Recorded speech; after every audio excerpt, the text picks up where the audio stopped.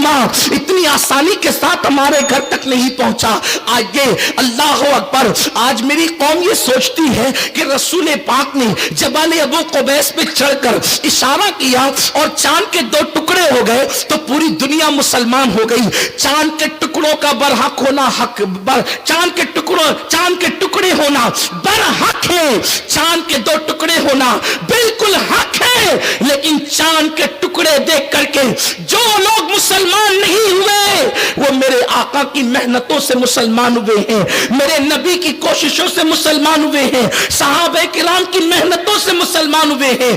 آؤ دیکھو تو صحیح, دین کی خاطر میرے اور آپ کے آقا کتنی محنتیں کرتے ہیں, حضور کے صحابہ کتنی محنتیں کرتے ہیں. ہم ان محنتوں کو بھول گئے. ہمیں صرف معجزات پر نعرے لگانا تو یاد رہا, لیکن مصطفیٰ جان رحمت کی محنتیں اس کے پیچھے کیا تھی اس کو ہم فراموش کر گئے.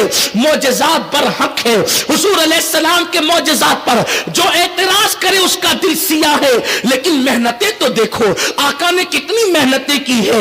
اللہ اکبر. مکے کے اندر جب فاران کی چوٹی پر میرے نبی نے نبوت کا اعلان کیا, اعلان نبوت سے پہلے میرے سرکار کو جو لوگ صادق الوعد الامین کہتے تھے, اپنی امانتیں رسول پاک کے پاس رکھتے تھے, جب میرے کریم آقا نبوت کا اعلان کرتے ہیں تو وہی قوم میرے نبی کے جان کی دشمن بن جاتی ہے. اور اللہ اکبر, آقا کریم صلی اللہ علیہ وسلم اپنا مال جناب خدیجۃ الکبریٰ کا مال دین کی راہ میں خرچ کرتے جا رہے ہیں. اور ایک وقت ایسا آتا ہے, اللہ اللہ, میرے آقا صلی اللہ علیہ وسلم کے دیوانوں, جب اللہ کے حبیب علیہ السلام کے سر پر وار کیا جاتا ہے, حضور علیہ السلام کا سر انور زخمی ہوتا ہے اور میرے آقا اپنے گھر پر تشریف لاتے ہیں, اپنے سر پر ہاتھ رکھ کر, اپنے زخموں پہ ہاتھ رکھ کر, تو اس وقت رسول پاک کے گھر میں بظاہر حضور کے سر پہ پٹی باندھنے کے لیے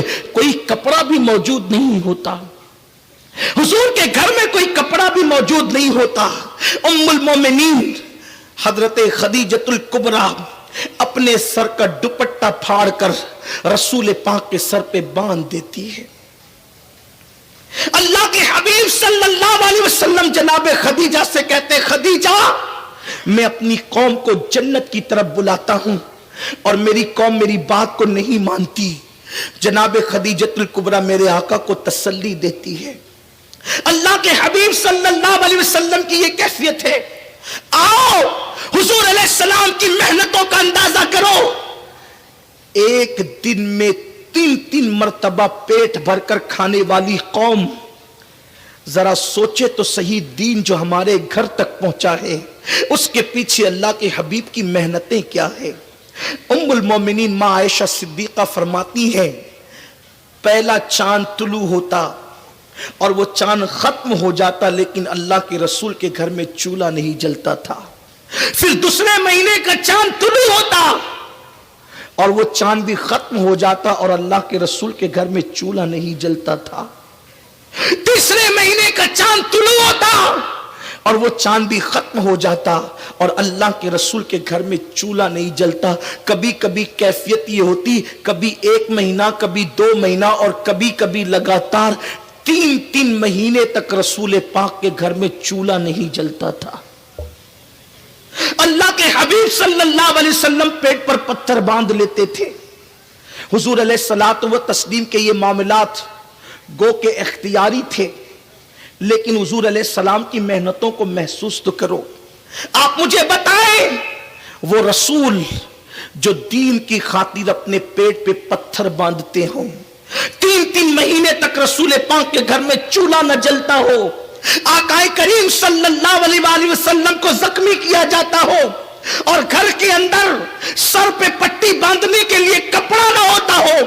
جب حضور علیہ السلام کا کوئی امتی اسی دین کو پامال کرتا ہوگا یا پیٹ کے پیچھے پھینکتا ہوگا تو اس وقت اللہ کے رسول کے دل پر کیا گزرتی ہوگی, آقا کریم صلی اللہ علیہ وسلم کے دل پر کیا گزرتی ہوگی. ہمارا باپ اگر رات و دن محنت کر کے دولت اکٹھا کرے تو ایک بیٹا کہتا ہے میرے باپ کے سر کا پسینہ پیر تک آیا ہے, تب کہیں جا کر کے ہمارے گھر میں دولت جمع ہوئی ہے، اس لیے میں اس دولت کو ضائع نہیں کر سکتا، اس دولت کا مس یوز نہیں کر سکتا، اس دولت کا غلط استعمال نہیں کر سکتا۔ سنیوں میں تم سے پوچھنا چاہتا ہوں، باپ کا پسینہ اگر سر سے لے کر پیر تک آئے تو تم اپنے باپ کی محنتوں کو ضائع ہوتا ہوا نہیں دیکھتے؟ رسول پاک کا پسینہ نہیں، حضور کا خون سر سے لے کر کے پیر تک آیا تھا، تب کہیں جا کر کے یہ دین کی شمع روشن ہوئی ہے، یہ دین ہمارے گھر تک پہنچا ہے۔ لیکن اپنے من میں ڈوب کر ذرا سوچو، کیا جو دین، جس دین کی خاطر اللہ کے حبیب نے طائف کی وادیوں میں پتھر کھائے تھے، حتیٰ کہ حضور کی نالین خون سے بھر گئی تھی، آقا کریم صلی اللہ علیہ وسلم کی نالین خون سے بھر گئی تھی، کیا حضور علیہ الصلوۃ والتسلیم کی محنتوں کے ساتھ ہم نے یہ سلوک کیا کہ آج مسلمانوں کے گھروں میں رات کے 3 بجے تک کے سینما کی اور گانوں کی آوازیں آتی ہے؟ مسلم نوجوان زنا کے مناظر اپنے ہاتھوں میں موبائل لے کر کے دیکھتے ہیں۔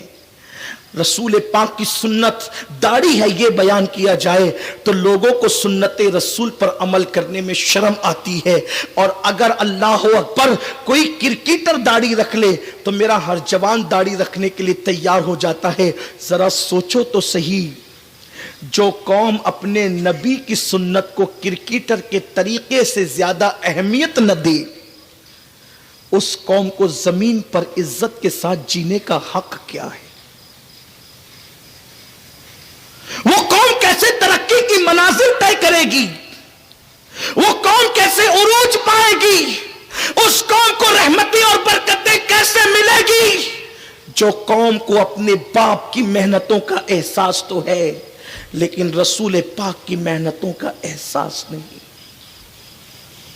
دین صرف کرامتیں بتا کر کے نہیں پہنچا ہم تک، دین صرف معجزات کی وجہ سے نہیں پہنچا ہم تک، کرامات اور معجزے حق ہے، لیکن اس کے پیچھے حضور کی محنتیں کتنی، اللہ کے حبیب صلی اللہ علیہ وسلم کی محنتیں کتنی ہیں۔ آؤ غلبہ دین کے لیے حضور کی محنت کی کچھ جھلکیاں آپ کے سامنے پیش کروں۔ ایک مرتبہ اللہ کے حبیب صلی اللہ علیہ وآلہ وسلم مطاف کعبہ میں تشریف لائے، ابو جہل سے سامنا ہو گیا۔ حضور کے جان کا دشمن ابو جہل حضور علیہ الصلوۃ والتسلیم کو دیکھتا ہے اور آقا کریم صلی اللہ علیہ وسلم کو پکڑ لیتا ہے۔ مفہوم ہے کہ آقا کریم کو پکڑنے کے بعد اس نے حضور علیہ السلام کا سر مبارک پکڑا اور پکڑ کر کعبے کی دیوار سے ٹکرانا شروع کیا۔ آقا کریم صلی اللہ علیہ وسلم کے سر کو کعبے کی دیوار سے ٹکرانا شروع کیا۔ ذرا سوچو حضور کی شان اور عظمتیں کیا ہے، اپنی اوقات کیا، ہم حضور کی نالین کے ذرے کے برابر نہیں ہو سکتے۔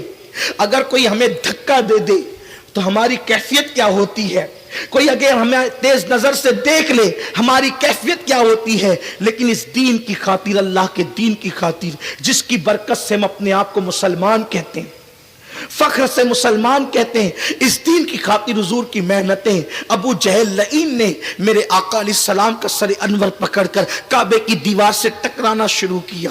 حضور علیہ السلام کا سر انور پھٹ گیا، خون کی پھواریں نکلنے لگی۔ آقا کریم اپنے سر پہ ہاتھ رکھ کر اپنے گھر کی طرف بڑھتے ہیں۔ اس منظر کو حضرت امیر حمزہ کی بیوی نے اور ان کی کنیز نے دیکھ لیا تھا۔ سرکار گھر گئے، اس وقت اتفاق سے اللہ کے حبیب کے گھر سر پہ کپڑا باندھنے کے لیے، کوئی پٹی کرنے کے لیے کپڑا نہ تھا۔ ام المومنین اما جان خدیجۃ الکبریٰ نے اپنا دوپٹہ پھاڑا اور دوپٹہ پھاڑ کر رسول پاک کے سر پہ باندھ دیا۔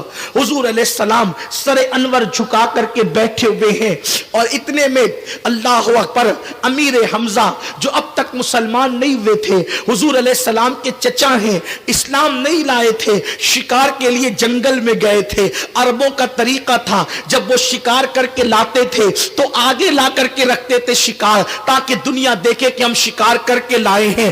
حمزہ جیسی اپنی سواری پر آگے شکار رکھ کر کے لائے، بیوی کھڑی ہوئی تھی انتظار میں دروازے پر۔ جیسے ہی حمزہ نے فاتحانہ شان سے اپنی بیوی کی طرف دیکھا تو بیوی کہنے لگی، تف ہے تجھ پر کہ لوگ تیرے بھتیجے کو زخمی کرتے ہیں اور تو شکار پر فاتحانہ شان سے اپنی بیوی کی طرف دیکھتا ہے. حمزہ تیرے دنیا سے تشریف لے جانے والے، فوت ہو جانے والے بھائی کا بیٹا جسے محمد کہتے ہیں، آج ابو جہل نے انہیں ایسے مارا کہ ان کا سر انور پھٹ گیا. ابو جہل نے ان کو زخمی کر دیا. کہتے ہیں کہ بیوی کی بات دل پر بہت لگتی ہے. ساتھ ہی میں کنیز نے بھی کہا کہ آپ کے بھتیجے کے ساتھ ایسا ایسا سلوک کیا گیا. حمزہ اترے، شکار کو بھول گئے اور اس کے بعد آپ نے صحن کعبہ میں داخلہ لیا. آپ داخل ہوئے، جیسے اندر گئے تو دیکھا کہ ابو جہل وہاں پر موجود ہے. حمزہ ابو جہل پر جھپٹے اور جھپٹنے کے بعد اسی طرح جیسے بتایا گیا تھا ابو جہل کا سر کعبے کی دیواروں سے ٹکرایا اور ٹکرانے کے بعد پھر اس کو ایک طرف پھینک کر کے حمزہ مصطفیٰ جان رحمت کے گھر کی طرف چلے. میرے کریم آقا اپنا سر جھکائے ہوئے بیٹھے ہوئے تھے. حضور علیہ السلام کو صدمہ تھا، میں اپنی قوم کو دین کی طرف بلاتا ہوں لیکن میری قوم نہیں آتی. میں اپنی قوم کو جنت کی طرف بلاتا ہوں لیکن میری قوم جنت کی طرف نہیں آتی.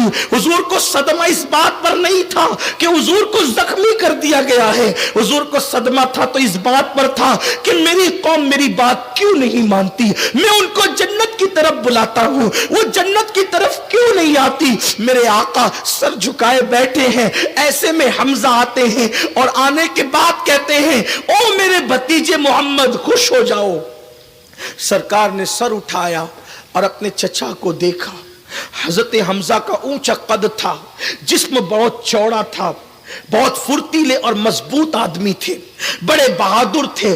ان کو شیر عرب کے نام سے جانا جاتا تھا، عرب کے شیر کے نام سے جانا جاتا تھا. حمزہ نے کہا میرے بھتیجے محمد خوش ہو جاؤ. ابھی تک ایمان نہیں لائے تھے. حضور نے نگاہ اٹھا کر دیکھا. کیا بات ہے چچا، کس بات پہ خوش ہو جاؤں؟ حضرت حمزہ نے کہا مجھے پتا چلا کہ ابو جہل نے آپ کو زخمی کیا، بالکل اسی طرح میں نے اس کو بھی زخمی کر دیا ہے اور اس کو پھینک کر کے آیا ہوں. دیکھو چل کر کے کہ میں نے آپ کے دشمن سے بدلہ لے لیا ہے.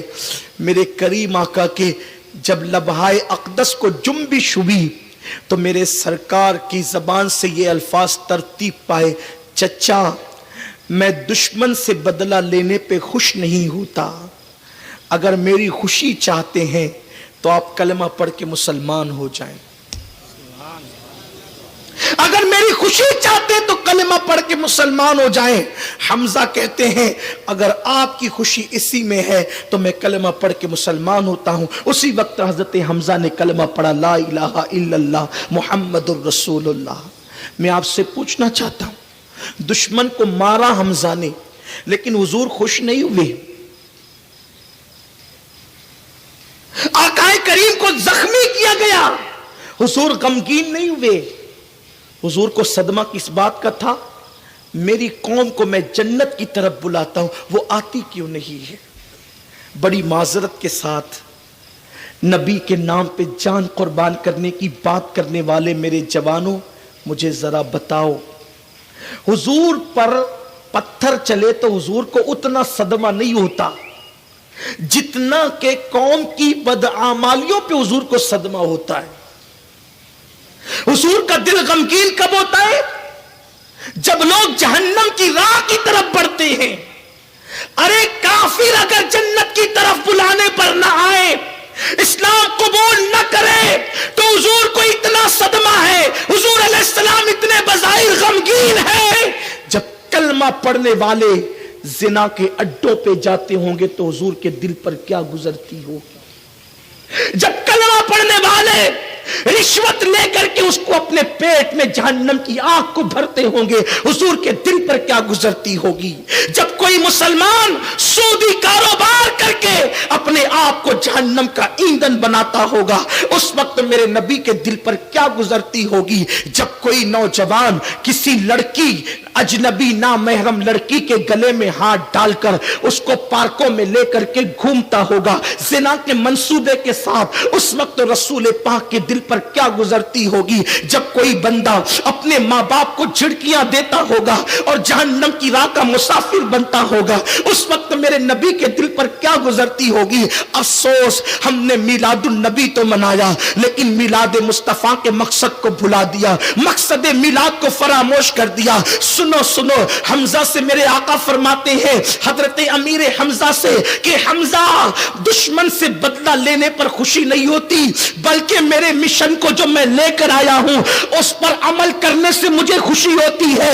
نعرے لگا کر کے اپنے آپ کا شمار عاشقان رسول میں کروانے والوں، جان لو ان کھوکھلے نعروں سے حضور کو خوشی نہیں ہوتی اس وقت تک جب تک کہ حضور کے فرامین پر عمل نہ کرو۔ مجھے بتاؤ، اللہ اکبر، اگر کرکٹ کا میچ ہو تو مسلمان دکان بند کر دیتا ہے، آج کرکٹ دیکھنا ہے، اللہ اللہ، تم نے کرکٹ کے لیے دکانیں تو بند کی ہیں، کیا تم نے کبھی نماز کے لیے بھی دکان بند کی ہے؟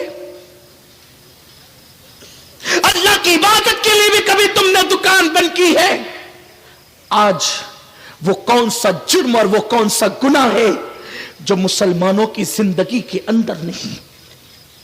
حرام کھائے مسلمان الا ماشاءاللہ، زنا کے اڈوں کو ہم آباد کریں، شراب کے اڈوں کو ہم آباد کریں۔ سوچو، طائف کی وادیوں کے پتھر حضور کو اتنی تکلیف نہیں پہنچاتے جتنے عاشق کہلانے والوں کے گناہ حضور کو تکلیف پہنچاتے ہیں۔ کیا ہم ہی بچے تھے؟ حضور کو تکلیف پہنچانے کے لیے ہم ہی بچے تھے؟ سوچو، غور کرو، ایک ماں کا دل دکھانے والا اس وقت تک نہیں مرے گا جب تک کہ دنیا میں ذلیل نہ ہو جائے، تو نبی کا دل دکھانے والا عزت کیسے پا سکتا ہے؟ آج ہم کہہ رہے ہیں مسلمانوں کو کہیں عزت نہیں، دنیا کے اہل اقتدار تمہیں پیروں تلے کچل دینا چاہتے ہیں۔ ملک شام کے حالات دیکھیں، یمن کے حالات دیکھیں، بلکہ اپنے ملک میں کشمیر کے حالات دیکھیں، دنیا کے حالات پر ہماری نظر کیسے ہوگی؟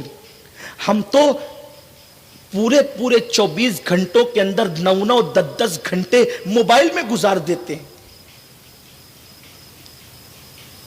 آج ہمیں اپنی اولاد کی فکر نہیں ہے، قوم کی فکر کون کرے گا؟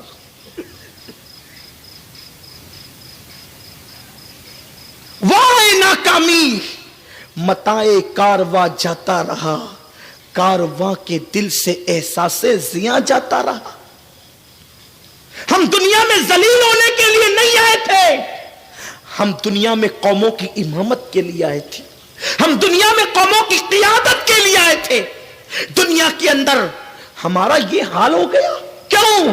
اس لیے کہ تم نے اپنے نبی کی محنتوں کا احساس چھوڑ دیا۔ حضور علیہ السلام کی محنتوں کا احساس اس قوم کے دل سے نکلتا چلا گیا، ہم بھول گئے۔ اسی دین کے غلبے کے لیے 3 سال تک شعب ابی طالب کے اندر حضور علیہ السلام کو پورے خاندان کے ساتھ 3 سال تک قید کیا گیا تھا۔ کیا ہمیں احساس ہے؟ ایک وقت کے بھوکے کو دیکھ کر کے ہمیں احساس ہوتا ہے یار یہ بندہ بھوکا ہے۔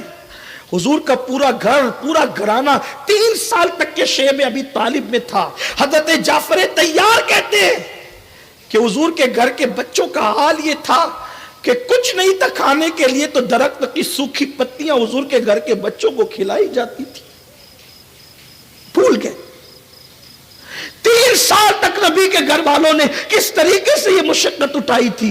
حضور کے گھر کے چھوٹے چھوٹے بچے کو درخت کی پتیاں کھلائی جاتی تھی، کس لیے؟ تاکہ دین ہمارے گھر تک پہنچے۔ ورنہ مکے والوں کو دین کے اعلان سے پہلے نبی سے اختلاف کیا تھا؟ کوئی اختلاف نہ تھا، وہ تو میرے نبی کو صادق الوعد الامین مانتے تھے۔ سارا اختلاف اعلان نبوت کے بعد ان کو ہوا تھا۔ حضور اسی دین کی خاطر 3 سال تک کے شعب ابی طالب کے اندر قید ہے۔ حضرت جعفر طیار کہتے بچوں کو تو درخت کی پتیاں کھلاتے تھے اور بڑوں کا حال یہ تھا کہ ہمارے پیروں میں اگر کوئی نرم چیز ٹکرا جاتی تو ہم اس کو اٹھا کے منہ میں ڈال کر چبانے لگتے تھے. کبھی درخت کی چھالیں چبائی ہے, کبھی درخت کی چھالیں چبائی ہے. شعب ابی طالب کے اندر سوچو, اس محنت کو بھول گئے. بات بہت لمبی نہیں کرتا, ابھی حضرت امیر حمزہ کا ذکر آیا تو میرے ذہن میں ایک بات آئی. ہمیں دین کی اہمیت نہیں ہے. اذان ہوتی ہے گھروں میں بیٹھ کے ٹی ویاں دیکھتے, اذان ہوتی ہے بحث بازیاں کرتے ہیں. مسجد میں کون آتا ہے؟ ہم نے مسجد کو ویران کر دی, مسجد ویران ہو گئی ہے. فرمایا گیا جب مسجدیں ویران ہوتی ہے تو رات کی تاریکی میں مسجد اللہ کی بارگاہ میں عرض کرتی ہے, اللہ جس نے مجھے ویران کر دیا تو ان کے گھروں کو ویران کر دیا. جس قوم کی ویرانی کے لیے مسجدیں دعائیں کر رہی ہو وہ قوم آباد کیسے ہو سکتی ہے؟ ترقی کی راہ کے مسافر بننے والوں, آؤ اپنے نبی کے اور ان کے صحابہ کی محنتیں دیکھو. مجھے یاد آیا, حضرت امیر حمزہ کا ذکر آیا تو مجھے یاد آیا کہ حضرت امیر حمزہ کی دردناک شہادت احد کے میدان میں ہوئی. میرا ہر جوان صرف اس کو دھیان سے سن لے, بعد میں آپ پر چھوڑ جاؤں گا, آپ نے دین پہ عمل کرنا ہے یا نہیں کرنا. صرف دھیان سے سننا, بہت غور سے سننا. آپ کو بہت مظلوموں کا خیال رہتا ہے, لیکن ذرا ان مظلوموں کو بھی تو یاد کرو جس نے آپ کے دین کے لیے قربانی دی ہے. کسی بندے کا مرڈر ہو گیا تو پوری بستی اس کی حمایت میں ہوتی, ہونا بھی چاہیے, مظلوم کی حمایت کرنا بھی چاہیے. لیکن سوچو تو صحیح, یہ میرے حضور کے چچا ہیں. احد کے میدان میں اللہ کے حبیب صلی اللہ علیہ وسلم اپنے صحابہ کو لے کر کے آئیں. اگر احد کا ہی ذکر آ گیا تو احد کی یہ جنگ ہے اسلامی دوسری جنگ, بڑی دوسری جنگ. اس جنگ کا منظر بھی بڑا عجیب ہے. اگر میری مائیں اور بہنیں بھی ہیں تو ان سے بھی میں یہ بات عرض کرنا چاہتا ہوں. جب مکے کے کافر میدان احد میں جمع ہو گئے تو اللہ کے حبیب نے حضرت بلال سے کہا, بلال جاؤ اور جا کر مدینے کی گلیوں میں اعلان کر دو کہ سونے والے بستر چھوڑ دیں, اللہ کی عبادت کرنے والے نفل عبادت اس وقت ترک کر دیں, کاروبار والے کاروبار بند کر دیں اور اللہ کے دین کی خاطر رسول پاک کے قدموں میں اپنی جان قربان کرنے کے لیے پہنچ جائیں. میں حضرت امیر حمزہ کی شہادت پڑھنے سے پہلے تھوڑا سا احد کا پس منظر پڑھنے لگا ہوں تاکہ حضور کی آمد کا مقصد میرے جوانوں کے ذہن و دماغ میں آئے. بلال حبشی رات کا آخری پہر ہے, رات کے آخری پہر میں اعلان کر رہے ہیں. اعلان کرتے کرتے بلال ایک بیوہ کے مکان کے قریب سے گزرے. بہت عشق رسول کا دعویٰ ہے آپ کو اور مجھے. عاشق رسول یوں ہوتے ہیں, عاشقان رسول کی پہچان یوں ہوتی ہے. کیسے وہ شاک تھے. حضرت بلال رات کے آخری پہر میں ایک بیوہ کے مکان کے قریب سے گزرے. سونے والوں اٹھو, حضور یاد کر رہے ہیں. رونے والوں بستر پر آنسوؤں کی سوگات پیش کرنے والوں چلو, حضور یاد کر رہے ہیں. میرے آقا علیہ السلام کا منادی اعلان کرتے ہوئے گزر رہا ہے. ایسے میں بیوہ خاتون کے کانوں میں آواز آئی, اٹھ کر بیٹھ گئی, رونے لگی. میرا تو شوہر شہید ہو چکا ہے, میرے گھر میں ایک ننھا سا بچہ ہے جس کی عمر صرف 4 یا 5 سال کی ہے. میرے گھر میں کچھ نہیں جو میں حضور کو پیش کر سکوں. رونے لگی. روتے روتے اس کی آواز بلند ہو گئی. آج عورتوں کو اگر شادی پر نئے کپڑے نہ ملے تو وہ روتی ہے, عورتوں کو زیورات نہ ملے تو وہ روتی ہے, عورتوں کے مطالبات شوہر پورا نہ کرے تو وہ روتی ہے. ہائے دور رسالت کے اندر ایک بیوہ کیوں رو رہی تھی؟ صرف اس لیے کہ مصطفیٰ جان رحمت نے مجاہد مانگا ہے, میں پیش نہیں کر پا رہی ہوں, اس لیے وہ آنسو بہا رہی تھی. فکر کیا تھی ان لوگوں کی؟ روتے روتے آواز بلند ہو گئی. جب آواز بلند ہوئی, پاس ہی میں 4-5 سال کا بچہ سو رہا تھا, اٹھ گیا. ماں کو روتا دیکھ کر کہا, امی کیوں رو رہی ہو, تمہارے رونے کی وجہ کیا ہے؟ ماں نے کہا, بیٹا سو جا, تو میرے درد کو نہیں سمجھ سکتا, تیرے بچپنے کی عقل میرے درد کو نہیں پہنچ سکتی. لیکن وہ معمولی بچہ نہیں تھا. ماں نے بڑی عظیم تربیت کی تھی. ماں کی تربیت بڑا عظیم درجہ رکھتی ہے. ماں نے بڑی عظیم تربیت کی تھی. بچے سے ماں نے کہا بیٹا میرے درد کو تیری عقل نہیں پہنچ سکتی, سو جا. ننھے سے بچے نے کہا امی یہ کیسے ہو سکتا ہے کہ میری ماں روتی رہے اور میں سوتا رہوں, تمہیں بتانا ہوگا تم کیوں رو رہی ہو. ماں نے کہا بیٹا سو جا. پھر بچے نے کہا امی کیا تمہیں میرے ابا کی یاد آ رہی ہے, تم میرے ابو کے لیے رو رہی ہو.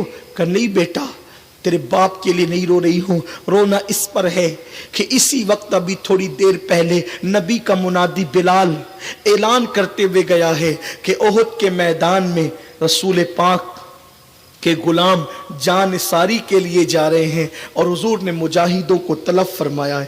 بیٹا میرے پاس کوئی جوان بیٹا ہوتا تو میں بھی شہادت کا دولہا بنا کر بھیج دیتی, مگر افسوس میرے پاس جوان بیٹا نہیں, اس لیے رو رہی ہوں کہ دینے والے رسول نے آج طلب کیا ہے جانوں کا نذرانہ اور ہم دینے کے قابل نہ رہے. ننھے سے بچے نے کہا ماں تمہیں میرے ہوتے ہوئے رونے کی ضرورت کیا ہے, مجھے کو لے چلو اور بارگاہ رسالت میں پیش کر دو. 5 سال کی عمر کیا ہوتی ہے, 4 سال کی عمر کیا ہوتی ہے. آج ہمارے 4-5 سال کے بچوں کو کلمہ ترجمے کے ساتھ یاد نہیں ہے, لیکن وہ 4-5 سال کا بچہ اس کی ماں نے کیا تربیت کی تھی, دل میں کیا عشق مصطفیٰ پیدا کیا تھا. آج تمہارے 4-5 سال کے بچے ناچ رہے ہیں, تمہارے 4-5 سال کے بچے گانے گا رہے ہیں, تمہارے 4-5 سال کے بچے فلمی اداکار اور سیریل کے اداکاروں کی ایکٹنگ کر رہے ہیں. رب کو کیا منہ دکھاؤ گے؟ حضور کی محنتوں کے بارے میں پوچھا جائے گا تو تم کیا جواب دو گے اللہ کی بارگاہ میں؟ دین نکل چکا ہے گھروں سے, ہمارے گھر مغربی تہذیب کے اڈے بن گئے, ہمارے گھر سنیما ہال بن گئے, ہمارے گھر ناچ گانوں کے اڈے بن گئے, ہمارے گھروں کے اندر کھلے طور پہ اللہ رسول کی نافرمانی ہو رہی ہے. ہماری بیٹیوں کے پتلے پتلے دوپٹے اور وہ بھی گلوں میں لٹکے ہوئے.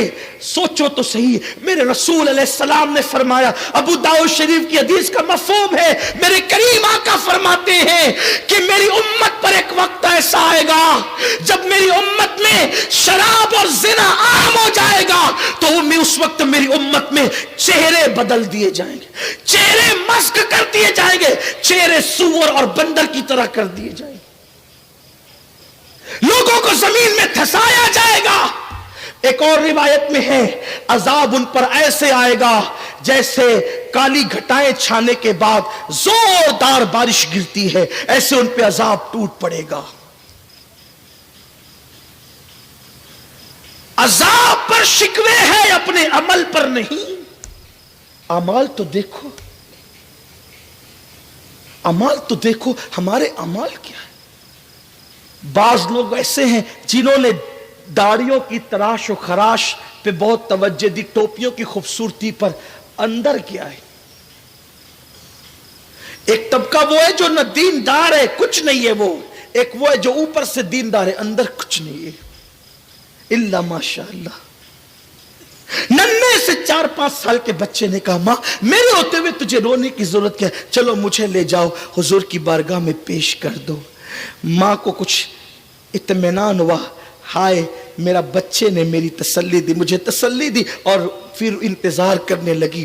بچے کی انگلی پکڑی اور پکڑ کر کے سیدھا مسجد نبوی کی طرف.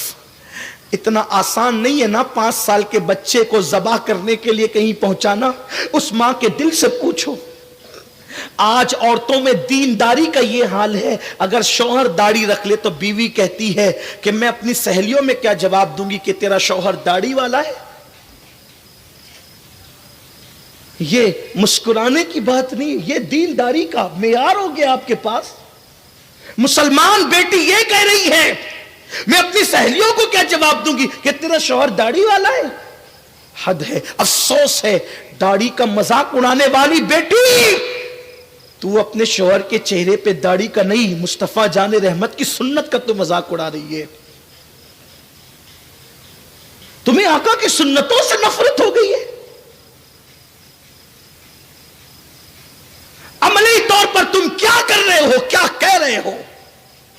زبان سے تو نہیں کہتے کہ نفرت ہو گئی ہے، لیکن عملی طور پہ کیا ہے؟ میں داڑھی رکھوں گا تو لوگ مجھے ملا کہیں گے، بیکورڈ کہیں گے؟ لا الہ الا اللہ، الیاذ باللہ۔ حضور کی سنت پر عمل کرنے سے کوئی بیکورڈ نہیں ہوتا۔ بیکورڈ وہ لوگ ہیں جو حضور کی سنتوں سے دور ہیں، جو حضور کی سنتوں کے عامل ہیں، فرشتے بھی ان کا احترام کرتے ہیں، لیکن سوچ بدل گئی، دین سے اتنے دور ہو گئے، اپنی زبان سے در پردہ کیا بک رہے ہو، کیا کہہ رہے ہو، کردار کیا کہہ رہا ہے؟ ننھی سے بچے کی انگلی پکڑ کر ماں اپنے نبی کی مسجد تک لے گئی اور چوکھٹ پہ کھڑی ہو گئی۔ حضور مجاہدین کو ترتیب دے رہے تھے، اللہ کے حبیب علیہ السلام کی نگاہیں پردہ نشین پر پڑی۔ میرے سرکار نے کہا بلال پوچھو وہ عورت کیوں آئی ہے؟ یہ عورتوں کے آنے کا ٹائم تو نہیں ہے، یا عورتوں کا کام تو نہیں ہے، وہ عورت کیوں آئی ہے؟ بلال گئے اور جا کر کے کہتے مائی کیوں آئی ہو؟ جاؤ گھر جاؤ، یا عورتوں کا اس وقت کوئی کام نہیں؟ تو فوراً بلال سے کہنے لگی بلال اتنی جلدی بھول گئے، ابھی تو تم اعلان کر رہے تھے کہ حضور نے بلایا ہے، مجھے کام حضور سے ہے۔ آقا تشریف لائے، اس خاتون نے کہا یا رسول اللہ میرا شوہر جنگ میں شہید ہو چکا ہے، میرے پاس کوئی جوان بیٹا بھی نہیں ہے، آپ کے منادی نے اعلان کیا یا رسول اللہ جوان بیٹا نہیں ہے، 4-5 سال کی ننھی سی جان لے کر آئی ہوں، حضور اس کو قبول کر لیں اور میدان میں اس کو لے کر کے جائیں۔ جیسے ہی میرے کریم آقا نے اس عورت سے یہ بات سنی، بچے کے سر پہ شفقت کا ہاتھ رکھا اور سرکار نے فرمایا اے خاتون تیری نیت اچھی ہے، اللہ تجھے اجر عطا کرے گا۔ بچہ یہ کیا جنگ کر سکے گا، یہ تلوار کیا اٹھا سکے گا، یہ ہتھیار کیا اٹھا سکے گا، لے جا اللہ اس کو لمبی عمر دے، پھر اسلام کے لیے جنگ ہوتی رہے گی، جہاد ہوتا رہے گا، یہ بڑا ہوگا، اس کو پال، اس کی پرورش کر، اس کی تربیت کر، یہ اللہ کی راہ میں جان دے گا، لے جا جا اللہ تجھے جزا دے۔ جیسی وہ خاتون پلٹنے لگی، بچے نے اپنی ماں کا ہاتھ چھوڑ دیا، ماں کا ہاتھ چھوڑ دیا اور حضور کی بارگاہ میں سرکار کا ہاتھ پکڑ کے کہنے لگا یا رسول اللہ میری ماں تو مجھے سوتے وقت یہ سناتی تھی کہ نبی کی چوکھٹ وہ چوکھٹ ہے کہ جہاں پر جانے والا کبھی محروم واپس نہیں ہوتا۔ میری ماں نے تو مجھے یہ سنایا، نیند سوتے وقت سلاتے ٹائم میری ماں یہ کہتی تھی کہ نبی کی بارگاہ میں جانے والا کبھی خالی نہیں آتا۔ حضور میں کیسے خالی جا سکتا ہوں؟ آقا میں کیسے خالی جا سکتا ہوں؟ سرکار یہ بات تو سچ ہے، میں تلوار نہیں اٹھا سکتا، اوزار نہیں اٹھا سکتا، میں کچھ نہیں کر سکتا، لیکن یا رسول اللہ اتنا تو کر سکتا ہوں کہ اگر دشمن آپ کے قدموں کی طرف تیر چلائے گا تو میں اپنا سینہ پیش کر کے آپ کے قدموں کی حفاظت تو کر سکتا ہوں۔ بچوں میں یہ جذبات کس نے پیدا کیا تھا؟ بچوں میں یہ جذبات کس نے ڈالے تھے؟ یہ احد کا ایک پس منظر ہے۔ اور ہلکا سا اشارہ اس طرف بھی دے دوں، بلال جب اعلان کرتے ہوئے بڑھتے ہیں تو ایک طرف تو بیوہ کا مکان ہے، دوسری طرف پہلی رات کا دولہا اپنی بیوی کے ساتھ وصل کی لذتیں اٹھا رہا ہے۔ پہلی رات کا دولہا ہے، سوچو تو صحیح پہلی رات کا دولہا کسے کہتے ہیں؟ زندگی کی سب سے قیمتی رات ہے جسے شادی کی رات کہتے ہیں۔ برسوں کے ہجر کی تکلیفیں اس رات وصل کی لذتوں میں تبدیل ہو جاتی ہے۔ دل کے آنگن میں ملاقاتوں کے پھول کھلتے ہیں، سانسوں کا سانسوں سے تبادلہ ہوتا ہے۔ انسان کی زندگی کی بڑی قیمتی رات ہے، زندگی کا بڑا اہم موڑ ہے، جس رات انسان سارے غم بھول جاتا ہے، یاروں کی یاری بھول جاتا ہے، رشتہ داروں کی رشتہ داری بھول جاتا ہے، اس کے سامنے تو صرف اس کا محبوب ہوتا ہے، بس اور کچھ نہیں۔ وہ رات کے لیے وہ دعا کرتا ہے کہ کاش آج کی رات کبھی ختم نہ ہو، لیکن وارے عشق رسول کے متوالو تمہاری عظمتوں پر سلام۔ جب بلال اعلان کرتے گزرے تو پہلی رات کا دولہا جن کا نام حضرت حنظلہ ہے وہ اپنی بیوی کو شرف بخش رہے تھے، فوراً الگ ہو گئے، فوراً الگ ہو گئے۔ اپنے الفاظ کے جامع میں اس حجرے کی منظر کشی میں یوں کر سکتا ہوں، جب فوراً الگ ہوئے اور اپنے بدن پر کپڑے ڈال کر کے تلوار کمر میں باندھنے لگے تو پیچھے سے پہلی رات کی بیوی نے کہا میرے سرتاج بچپن کی سہیلیاں تیرے لیے چھوڑ دی، बाबुल का घर तेरे लिए छोड़ दिया, सब कुछ तेरे लिए छोड़ दिया। आज की रात जाने की रात तो नहीं है, आज की रात तो वस्ल की लज्जतें उठाने की रात है। कहां जा रहे हो? तो गोया के उस पहली रात के दूल्हे ने कहा होगा कि मेरे इश्क की राह में दीवार न बन। हम वो लोग हैं राह इश्क में जो दीवार बनता है उस दीवार को तोड़ दिया करते हैं। उस खातून ने कहा था कि आप कहां जा रहे हैं, क्या मुझसे बड़ा भी कोई महबूब है जिसके पास आप जा रहे हैं? तो उस वक्त तो पहली रात शब के दूल्हा ने कहा था कि तेरा और मेरा महबूब वो है जो आमिना का लाल है, जिसका कलमा पढ़ के हमें ईमान की दौलत नसीब हुई है। आज उन्होंने तलब किया है, रोकना मत, वरना हर उस दीवार को हम तोड़ देते हैं जो राह इश्क में दीवार बनती है या पर जो है वो हायल होती है, हम उसको खत्म कर देते हैं। कुर्बान वो बेटी भी इस्लाम की कैसी अजीम बेटी थी, उसने कहा मेरे सरताज अगर आकाए करीम ने तुम्हें बुलाया है तो तुम जिसके गुलाम हो मैं उसकी कनीज हूं। जाओ जाओ जल्दी जाओ, देर न करो, लेकिन बस थोड़ा रुक कर एक वादा कर लो। आज पहली रात की दुल्हन को छोड़कर जा रहे हो, मुझे यकीन है अगर तुम सलामत वापस आ गए तो मैं गाजी की बीवी कहलाऊंगी, और अगर वापस नहीं लौटे तो एक शहीद की बेवा कहलाऊंगी।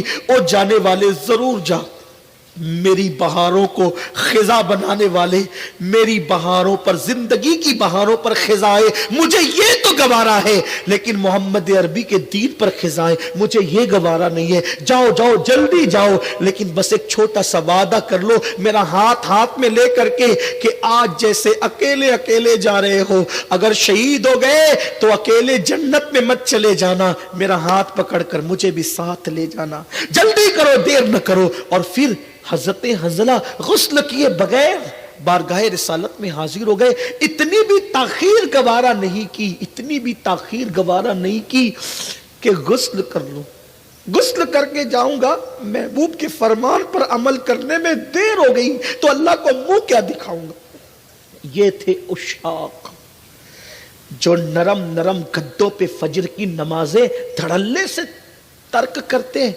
उन्हें आशिक रसूल कहलाने का क्या हक है? जिनके घरों के अंदर सीरियलों के नाम पे भजन और कुफरिया और शिरकी कलिमात बजते हैं, उन्हें आशिक रसूल कहलाने का क्या हक है? जो जिना के अड्डों को आबाद करते हैं, जिनके हाथों में शराब की बोतलें, उन्हें आशिक रसूल कहलाने का हक क्या है? जिन्होंने अपनी रातों को जिना के मनाजिर देखने के लिए वक्फ कर दिया है, उन्हें आशिक रसूल कहलाने का हक क्या है? क्यों धोखा दे रहे हो अपने आप को? मैं ये नहीं कहता कि आप आशिक रसूल नहीं, वल्लाह कभी नहीं कहता, आशिक हो, लेकिन शायद इश्क का तरीका भूल गए हो। दिल के नया खाने में वो चिंगारी कहीं दब गई है, उसको फिर शोला जव्वाल बनाने की जरूरत है। उसके लिए ऐसी महफिलें इनेकाद पजीर की जाती है ताकि किसी को तो एहसास हो जाए। और फिर क्या हुआ? जब आका अपने सहाबा को साथ ले गए मैदान ओहद के अंदर, फिर आ जाइए उसी बारगाह में, और अपनी गुफ्तगू को मैं समेटने लगा हूं, गुफ्तगू को इख्तिसार से करने लगा हूं। अल्लाह अकबर, फिर आ जाए उसी मैदान ओहद के अंदर। ओहद में क्या हुआ? हाँ हाँ हाँ मुसलमानों, तुम्हारे नबी को घोड़े से जमीन पे डाल दिया गया। ये हिम्मत तो नहीं करता कहने की कि नबी को घोड़े से गिरा दिया गया, नहीं, जो कायनात को संभालने वाला है उसे घोड़े से नीचे ला दिया गया। हुजूर अलैहिस्सलाम के गालों में, जो हुजूर अलैहिस्सलाम ने लोहे की टोपी पहन रखी थी, हुजूर के दोनों गालों में कड़ियां घुस गई, हुजूर के दंदान के किनारे शहीद हो गए, हुजूर का वजूद जख्मी हो गया, चेहरे से खून बहने लगा। वो सहाबा जो रसूल पाक के वजू के पानी के कतरे जमीन पे गिरता नहीं देख सकते थे, आज वो हुजूर का खून निकलते देख रहे थे। लेकिन क्या हुआ? चारों तरफ से सहाबा ने मेरे नबी को घेर लिया। अका या रसूल अल्लाह, ऐसे जालिमों के लिए दुआए ज़रर कर दे, हलाकत की दुआ कर दे कि वो सब हलाक हो जाए। बहुत जोर दिया गया तो हुजूर अलैहिस्सलाम के हाथ उठ गए, ज़मीन, आसमान और कायनात का निज़ाम تھم گیا ہوگا, فرشتوں کی چیخیں نکل گئی ہوگی کہ آمینہ کا لال جانے دعا, اب دعا کے لیے ہاتھ اٹھاتا ہے. کون کون ہلاک اور تباہ و برباد ہوگا. لیکن تاریخ کے انمٹ نقوش آج بھی بتا رہے ہیں, جب میرے نبی نے ہاتھ اٹھایا تو حضور کے لبوں پر دعا تھی, اللہ میری قوم کو ہدایت عطا فرما, یہ مجھے نہیں پہچانتی, یہ مجھے نہیں پہچانتی. دین کے لیے حضور ان منزلوں سے, ان راہوں سے بھی گزرے. بہت آسانی کے ساتھ یہ دین ہمیں نہیں ملا. اس دین کی قدر کیجئے. اگر آپ دین کی قدر کرو گے, دنیا آپ کی قدر کرے گی, تمہارا کھویا ہوا وقار پھر سے تمہیں واپس مل جائے گا. اور اگر حضور کی محنتوں کی قدر نہیں کرو گے تو آج تمہاری پوزیشن کیا ہو گئی ہے؟ تمہاری بیٹیاں سگنلوں پر بھیک مانگ رہی ہے برقع پہن کر. پوری دنیا میں سب سے زیادہ اگر کسی کی بیٹی بک رہی ہے تو مسلمانوں کی بیٹیاں لوجوں میں فروخت ہو رہی ہے. دنیا کا سروے کر لو, دنیا کے حالات اٹھا کر دیکھ لو. اور اگر آج مسلمانوں نے اپنے نبی کی محنتوں کا احساس کر کے دین کی طرف پلٹ کر کے نہ آئے تو آنے والے حالات اس سے بھی بدترین ہوں گے. تمہیں کوئی پناہ نہیں دے سکے گا, کوئی نہیں بچا سکے گا. آج دنیا تمہارا کتنا سپورٹ کر رہی ہے. مسلمانوں کی جانیں بکریوں سے بھی زیادہ کمزور جو ہے وہ سستی ہو چکی ہے. کسی کی بکری کوئی کاٹ دے تو وہ جا کر کے احتجاج کر سکتا ہے. مسلمانوں کو کاٹ پیٹ کر کے ڈال دیا جائے, پھینک دیا جائے تو مسلمان کے پاس تو اب احتجاج کا بھی حق نہیں ہے. جن کی اوقات نہیں تھی کہ مسلمانوں کی آنکھوں میں آنکھیں ڈال سکتے تھے, آج وہ مسلمانوں کو دھمکا رہے. کیوں؟ کیونکہ تمہارا رشتہ مکین گنبد خضرا سے کمزور ہو گیا اور تم گناہوں کے دلدل میں ڈوب گئے.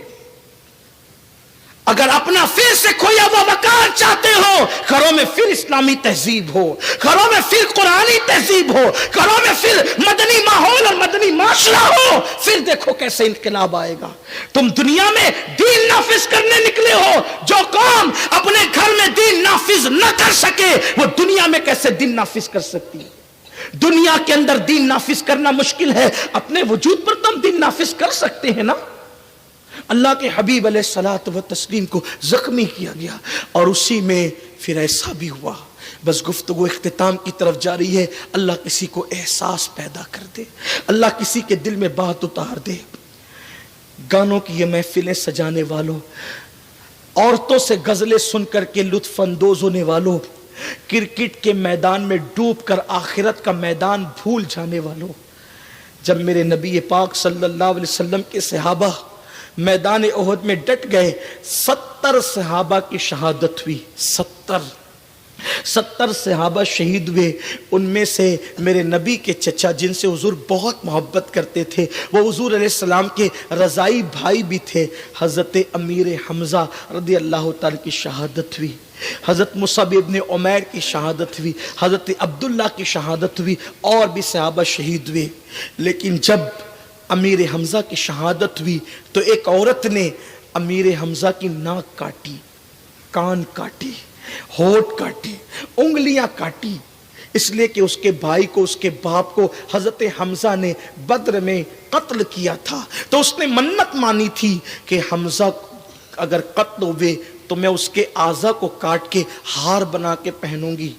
اس پر بھی بس نہیں کیا بلکہ حضرت امیر حمزہ کا سینہ چاک کر کے ان کا کلیجہ نکال کر اس کلیجے کو کچا چبایا گیا اور کلیجہ چبا چبا کر کے تھوکا گیا. یہ 5 وقت کی نماز تب اپنے گھر پہنچی, یہ قرآن تب اپنے گھر پہنچا, یہ داڑھی کا تصور تب اپنے گھر پہنچا. حمزہ کی لاش پہچانی نہیں جاتی تھی, حضرت امیر حمزہ کی لاش پہچانی نہیں جاتی. اللہ کے حبیب روئے اور اپنے پھوپھیزاد سے کہا, حضرت زبیر سے, زبیر تیری امی کو تیرے ماموں کے جنازے پہ مت جانے دینا, بہن ہے نا برداشت نہیں کر سکے گی, بہت تڑپے گی, اس لیے تیرے ماموں کے جنازے پہ جانے مت دینا.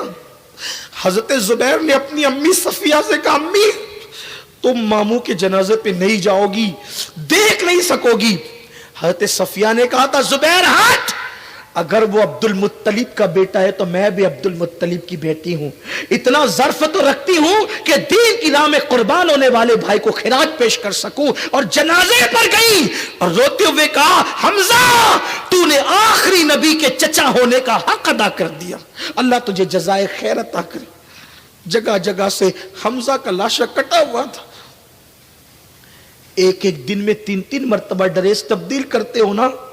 یہ دین کتنی محنتوں سے پہنچا ہے کہ صحابہ کی شہادت کے بعد ان کو کفن بھی نصیب نہیں ہوا ہے, ان کو کفن بھی میسر نہیں ہوا ہے, تب دین ہمارے گھر تک پہنچا ہے. اس دین کو جو غلبہ ملا ہے, اس اتنی محنتیں ہیں رسول پاک اور ان کے صحابہ کی, ان کی اہل بیت کی, ان کے گھر والوں کی. جب حضرت حمزہ کا لاشا کٹا ہوا پڑا ہوا تھا, حضرت صفیہ زبیر کے پاس آئی, حضرت زبیر ابن عوام کے پاس لگی, میرے بیٹے زبیر مجھے پتا ہے اس وقت کہ جو شہید ہوئے ہیں نا ان کی تعداد 70 ہے, اور اس وقت ہمارے نبی کے پاس ان شہیدوں کو کفن دینے کے لیے کپڑا بھی نہیں ہے. میرے پاس 2 دوپٹے, سوتی دوپٹے, کاٹن کے 2 دوپٹے ہیں, میں نے اس کو سنبھال کے رکھا تھا کسی موقع کے لیے. وہ دونوں دوپٹے لے کر کے آؤ تاکہ میں تمہارے ماموں کے لیے, اپنے بھائی کے لیے کفن کا انتظام کر سکوں. آج ایک لاوارث میت بھی ملتی ہے نا کسی مسلمان کی, تو اس کو کم سے کم 3 کپڑے تو دیے جاتے ہیں کفن کے لیے. یہ ان لوگوں کا حال ہے جن کے لیے خاص قرآن کی آیت آئی, وَلَا تَقُولُوا لِمَنْ يُقْتَلُ فِي سَبِيلِ اللَّهِ أَمْوَاتٌ. یہ ہم ہر شہید کے لیے پڑھتے ہیں, اور بے شک ہر شہید کو اس کا فیضان ملتا ہے, لیکن حقیقت میں اس کا شان نزول جن کے لیے ہوا ہے وہ شہدائے احد ہیں, وہ احد کے شہداء ہیں.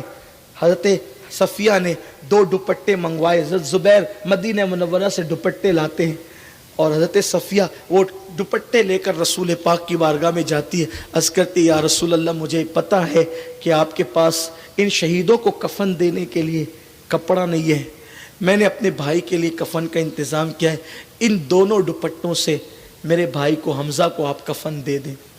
سرکار نے وہ دوپٹے ہاتھ میں لیے, اور ہاتھ میں لے کر کے میرے سرکار نے اپنی پھوپھی کی طرف دیکھا اور فرمایا پھوپھی حمزہ کی بہن میدان میں ہے تو اس نے اپنے بھائی کے لیے کفن کا انتظام کر لیا ہے. میرا ایک صحابی اور بھی ہے جس کا نام مصعب ابن عمیر ہے. مکے میں اس سے زیادہ قیمتی کپڑا کوئی نہیں پہنتا تھا, مکے میں اس سے زیادہ قیمتی خوشبو کوئی نہیں لگاتا تھا, صرف میری محبت میں اس نے سب کچھ قربان کر دیا. ان کی ماں بڑی مالدار تھی حضرت مصعب ابن عمیر کی. جب یہ مسلمان ہوئے تو ان کی ماں نے کہا محمد کو چھوڑ دے. مصعب نے کہا تجھے چھوڑ سکتا ہوں, نبی پاک کو نہیں چھوڑ سکتا. تو کہا اگر مجھے چھوڑتا ہے تو آج کے بعد تیرا سارا آرام چھین لوں گی, اتار دے کپڑے. حضرت مصعب نے کہا دنیا کا آرام کوئی حیثیت نہیں رکھتا. اتار دیے کپڑے, ٹانٹ پہن لیا. ٹانٹ پہن کر کے آئے, حضور نے کہا پہچانتے ہو؟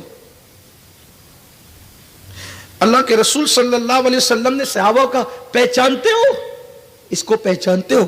صحابہ نے کہا یا رسول اللہ یہ عمیر کا بیٹا مصعب ہے. سرکار نے کہا آج میرے عشق میں اس نے ٹانٹ پہن لیا ہے. مدینہ منورہ کے پہلے مبلغ اسلام حضرت مصعب ابن عمیر, مدینہ شریف میں حضور نے ان کو دین کا مبلغ بنا کے بھیجا تھا. ان کے کردار سے اللہ کا دین مدینہ منورہ میں پھیلا. حضور سے پہلے, سب سے پہلے یہ مدینہ منورہ گئے تھے تبلیغ کے لیے. انہوں نے مدینہ منورہ میں محنتیں کی تھی, ٹانٹ پہنا حضور کے عشق میں. تو سرکار کہتے ہیں پھوپھی جان یہ میرا صحابی جس نے میرے عشق میں ٹانٹ پہنا تھا, اگر اجازت دو تو ایک دوپٹہ کا کپڑا حمزہ کے لیے اور ایک دوپٹے کا کپڑا جناب مصعب کے لیے. حضرت صفیہ نے کہا حضور آپ مالک و مختار ہیں, میں نے کپڑا دے دیا, اب آپ جو چاہے کریں. سرکار نے کہا لے جاؤ اور ان دونوں دوپٹوں کو دونوں لاشوں پہ ڈال دو. صحابہ کرام نے جب دونوں لاشوں پہ دوپٹے ڈالے تو آ کر کے کہنے لگے یا رسول اللہ سر چھپاتے ہیں تو پیر کھل جاتا ہے, اور پیر چھپاتے ہیں تو سر کھل جاتا ہے. یعنی کپڑا اتنا لمبا نہیں ہے صرف بدن پہ ڈالنے کے لیے بھی کہ ہم پورا وجود چھپا سکے. سر چھپاتے ہیں تو پیر, اور پیر چھپاتے ہیں تو سر, کیا کرے. اللہ کے حبیب نے فرمایا سر چھپا دو اور پیر پر گھاس ڈال دو. اور اسی حالت میں میرے آقا کے صحابہ کو دفن کر دیا گیا. اوروں کو تو کفن بھی نہیں ملا. اب آپ مجھے بتائیں ان محنتوں کا, ان قربانیوں کا ہم نے کیا صلہ دیا ہے, کیا نتیجہ دیا ہے؟ یہی کہ آج ہماری زندگیوں کے اندر دین نہیں. ہمارے پاس دوستوں کے پاس بیٹھنے کے لیے وقت ہے, ہمارے پاس گیم کھیلنے کے لیے وقت ہے, جوا کھیل رہے ہیں موبائل پر, اس کے لیے ٹائم ہے, اللہ کی عبادت کے لیے ٹائم نہیں. یہ زندگی کس نے دی؟ اللہ کے احسانات کو یاد تو کرو, اللہ کے احسانات کو یاد کرو. ہمارے پیدا ہونے سے پہلے اللہ نے ہمارے لیے ماں کے سینے میں غذا پیدا کی تھی. وہ خدا جس نے ہمیں چلنے کی طاقت دی, وہ خدا جس نے ہمیں بولنے کی طاقت دی, وہ خدا جس نے ہمیں دیکھنے سننے کی طاقت دی, ہاں جس نے ہمیں خوبصورت بیوی دی, خوبصورت بچے دیے, جس نے روزی دی, کاروبار دیا, سب کچھ تو اس نے عطا کیا. سب کے لیے ٹائم ہے, رب کے لیے ٹائم نہیں, اللہ کے لیے ٹائم نہیں. اور بڑی معذرت کے ساتھ آج ہم یہ بڑے تکبر سے کہتے ہیں مولانا ہم عاشق رسول ہے, ہم جنت میں نہیں جائیں گے تو کون جنت میں جائے گا؟ اچھی طرح یاد رکھنا, عاشق رسول کہنے سے پہلے سوچ تو لو کس بارگاہ میں منہ کھول رہے ہو. شیخ ابو طالب مکی رحمت اللہ علیہ قوت القلوب میں لکھتے ہیں, جس کا مفہوم یہ ہے کہ اللہ کے رسول نے فرمایا کہ جو مجھ سے عشق کا دعویٰ کرے اور پوری رات سوتا رہے وہ جھوٹا ہے. آقا فرماتے جو مجھ سے عشق کا دعویٰ کرے اور پوری رات سوتا رہے, آقا فرماتے وہ جھوٹا ہے. ارے جو راتوں کو سویا ہو اور عشق مصطفیٰ کا دعویٰ کرے وہ جھوٹا ہے, جو فجر میں بھی نہیں اٹھتا وہ کتنا بڑا جھوٹا ہے. اس لیے کہ عاشقوں کو راتوں کو نیند تھوڑی آتی ہے, عاشق تو محبوب کے لیے روتے ہیں, عاشق تو آنسوؤں سے منہ دھوتے ہیں. ہم کیسے عاشق ہیں؟ ارے دنیا کا انسان کسی سے عشق کرتا ہے اس کو نیند نہیں آتی. پوچھو دبئی میں کام کرنے والوں سے, پوچھو سعودی میں کام کرنے والوں سے, پوچھو دوسرے ممالک میں کام کرنے والوں سے, دن بھر محنت کر کے کام کر کے آتے ہیں, آج بستر پر سکون سے سوئیں گے, بہت تھک گئے ہیں, لیکن جیسے ہی بیوی کے فون کی گھنٹی بجی, بات ہو گئی, تھوڑی دیر پھر بیوی یاد آ گئی, ماں یاد آ گئی, بچے یاد آ گئے. بولو اتنی تھکن کے بعد بھی کیا وہ سو پاتا ہے؟ بستر پہ لیٹ کے روتا رہتا ہے, کبھی ماں کو یاد کر کے, کبھی بچوں کو یاد کر کے, کبھی بیوی کو یاد کر کے. اے میری قوم کے جوانوں, بیوی سے پیار ہو تو بیوی کے لیے راتوں کی نیند اڑتی ہے اور اس کی یاد میں آنسو آتے ہیں. ماں سے پیار ہو تو ماں کے لیے روتے ہیں. سچ سچ دلوں پہ ہاتھ رکھ کے ایمان لگتی کہنا, کیا کبھی اپنے نبی کے لیے بھی رویا ہے؟ کیا کبھی نبی کے لیے بھی جگے؟ کیا کبھی رسول پاک کے لیے بھی آنکھوں سے آنسو بہے؟ گناہ کر کے قہقہے لگانے والوں, اپنے نبی کے دل کا سوچو تو صحیح, ان کے دل پہ گزرتی کیا ہوگی؟ ام المومنین اما جان عائشہ صدیقہ فرماتی ہے کہ اللہ کے رسول نے فرمایا جو گناہ کر کے ہنستے ہیں, قہقہے لگاتے ہیں, ان کو رلا رلا کر کے جہنم میں داخل کیا جائے گا. اور جو تنہائیوں میں, راتوں کی تنہائیوں میں جب سب سو جاتے ہیں اور اس وقت تو کچھ لوگ اپنے گناہوں کو یاد کر کے اللہ رسول کی محبت میں روتے ہیں, ایسے لوگوں کو اللہ بے حساب جنت عطا فرمائے گا. مال جانے پر روئے, بچوں کی موت پہ روئے, ماں باپ کے لیے روئے, کیا کبھی اپنے گناہوں کو یاد کر کے بھی رویا؟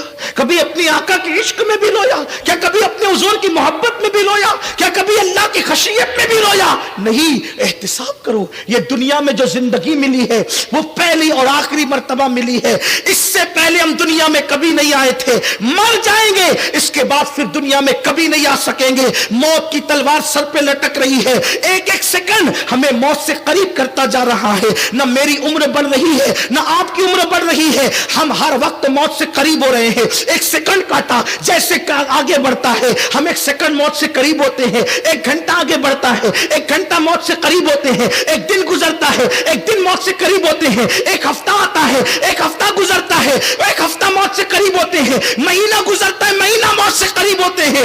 اب زندگی نہیں بڑھ رہی ہے میرے بھائیوں, زندگی ختم ہو رہی ہے, زندگی پگھلنے والے برف کی طرح ہے. مت عیاشیوں میں جاؤ, گیم کھیلنے میں وقت برباد مت کرو. ارے جتنا ٹائم تم گیم کھیلنے میں برباد کرو گے, اگر تم اتنی دیر تک درود شریف پڑھو گے تو پتہ نہیں کتنے ہزاروں درود پڑھ لو گے. ہمارے اسلاف نے ایک ایک سیکنڈ کی قیمت جانی, ایک ایک وقت کی قیمت جانی. ایک بزرگ کا حال تو یہ تھا کہ وہ آٹے کو پانی میں ڈال کے گھول کر کے پیتے تھے. کسی نے مشورہ دیا, حضرت اگر آپ پانی کو گھول کر پینے کی بجائے, آٹے کو پانی میں گھول کر پینے کی بجائے اگر روٹی ڈالو گے اور روٹی پکا کر کے کھاؤ گے تو بہت لذت آئے گی, پیٹ کے لیے بھی مفید ہوگا. بزرگ نے فرمایا جتنی دیر تک آٹا گوندوں گا, روٹی پکاؤں گا, کھاؤں گا, اتنا وقت بچا کر پتہ نہیں اتنے وقت میں کتنی رکعت نفل پڑھ کے اللہ کو راضی کر لوں گا. میرے پاس ٹائم نہیں ہے, میرے پاس وقت نہیں ہے. میرے پیارے آقا علیہ السلام کے دیوانوں, ہم اتنے متقی تو نہیں ہو سکتے, اللہ کرے کوئی اتنا متقی بھی ہو, لیکن کم سے کم اتنا تو کر سکتے ہو جو وقت تم نے موبائل پر دے رکھا ہے, جو وقت تم نے فیس بک پہ دے رکھا ہے, جو تم نے لڑکیوں کی ناجائز دوستی پہ دے رکھا ہے, کوئی کام نہیں آئے گا. میرے بھائیوں, جو جائز طور پہ بیویاں بنی ہیں وہ بھی شریک حیات ہے, مرنے کے بعد ان سے رشتے ٹوٹ جائیں گے تو یہ ناجائز رشتے کب باقی رہیں گے. عیاشیاں مت کرو, مت اللہ کے غضب کو چیلنج کرو, اللہ کے غضب کو چیلنج مت کرو. دولت کی بنیاد پر عیاشی مت کرو, جوانی کی طاقت کی بنیاد پر عیاشی مت کرو. جو اللہ طاقت اور قوت دینا جانتا ہے وہ اللہ طاقت و قوت چھیننا بھی جانتا ہے. اگر تم نے اس کی دی ہوئی دولت کا مس یوز کیا, اللہ تم سے چھین لے گا. کہاں ہے نمرود, کہاں ہے فرعون؟ اپنی دولت پہ غرور کر کے اللہ کے غضب کو انہوں نے چیلنج کیا تھا. فرعون کو آج تک قبر بھی میسر نہیں ہے, اس کا جسم ایک میوزیم کے اندر ننگا پڑا ہوا ہے. تمہیں دعوت عبرت دے رہا ہے. یہ مت سوچنا کہ اللہ تمہیں جوانی دے کر, طاقت دے کر, قوت دے کر, دولت دے کر کے بھول گیا. میرا اللہ بھولنے سے پاک ہے, وہ کسی کو نہیں بھولتا. اندھیری رات میں بادل بھی ہو اور تاریکی بھی ہو, ایک جنگل میں کالے پتھر پہ چونٹی چلتی ہے, میرا اللہ اس چونٹی کی آواز کو سنتا بھی ہے اور اس کے چلنے کو دیکھتا بھی ہے. تم سب سے اپنے گناہ چھپا سکتے ہو, رب سے نہیں. سب کو دھوکہ دے سکتے ہو, رب کو نہیں. میرا اللہ فرماتا ہے ہوا معکم اینما کنتم, تم جہاں کہیں ہو تمہارا اللہ تمہارے ساتھ ہے. اور کتنا ساتھ ہے؟ کہتا ہے نحن اقرب الیہ من حبل الورید, اللہ تمہاری شہرک سے زیادہ قریب ہے. چھپ چھپ کر گناہ کرنے والوں, چھپ چھپ کر گناہ کرنے والوں, تم سب سے چھپ سکتے ہو, کیا رب سے بھی چھپ سکتے ہو؟ اپنے موبائل میں زنا کے مناظر ڈال کر, فلمیں, گانے, غزلیں ڈال کر, عورتوں سے جو ناجائز تعلقات ہیں ان کی تصویریں ڈال کر, جو مشکل پاسورڈ تم نے موبائل میں ڈال رکھے ہیں, ماں کے ہاتھ لگے تو کھل نہ پائے, باپ کے ہاتھ لگے تو کھل نہ پائے, مشکل پاسورڈ ڈال کے سب سے اپنے موبائل کی گندگی چھپا سکتے ہو. کیا مشکل پاسورڈ ڈال کر رب سے بھی اپنے موبائل کی گندگی چھپا سکتے ہو؟ اپنے جیسا انسان دیکھے ہم گناہ نہیں کرتے, اور اللہ دیکھ رہا ہے تو گناہ کر رہے ہو. میلاد کا مقصد کیا یاد کیا, کیا یاد رکھا میلاد کا مقصد؟ بس جاتے جاتے, چونکہ فرمائش ہوئی ہے کہ کچھ دیر اور بڑھا دیں, تو جاتے جاتے ایک پیغام اپنے جوانوں کو دے جانا چاہتا ہوں. دھیان سے سننا, دھیان سے. اللہ دیکھ رہا ہے اس لیے گناہ مت کر. کوئی کچھ نہیں دے گا, کوئی کچھ نہیں دے گا. لوگوں کے درمیان عزت دار بننے کی بجائے خدا کی بارگاہ میں عزت پاؤ. یہ دنیا بے وفا ہے, کسی سے کتنی بھی دوستی کی کوئی نبھاتا نہیں, اور اگر کوئی نبھا لے جائے تو اسے سلام ہے, لیکن قبر میں نہیں آتا. بولو کوئی دوست قبر میں آتا ہے؟ اولاد آتی ہے؟ کوئی نہیں آتا. اس لیے بس ایک بات کہنا چاہتا ہوں, اختتام کی طرف چلتے. ایک حدیث پڑھتا ہوں, اختتام کی طرف چلتے.